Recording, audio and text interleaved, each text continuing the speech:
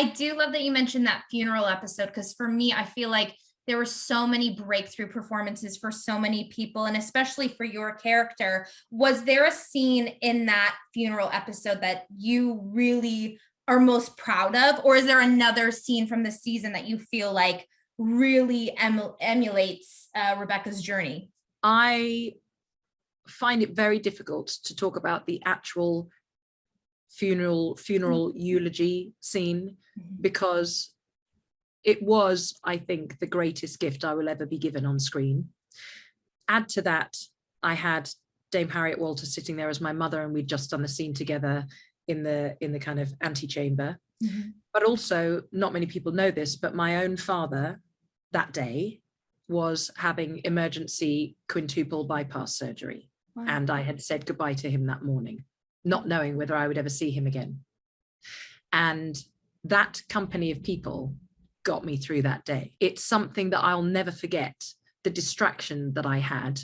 And they kept saying, we don't know how you're doing this day. And I said, because I have to park that for now. And there was a certain amount of catharsis in being able to release on camera. Because had I been shooting a day where she was meant to be sassy or bold or boss ass bitch or whatever, I think I would have probably struggled more. But to have that release, and for it to be about Rebecca's father and my father at the same time, I can't tell you the amount of times this show has been a direct parallel to what's been going on in my life.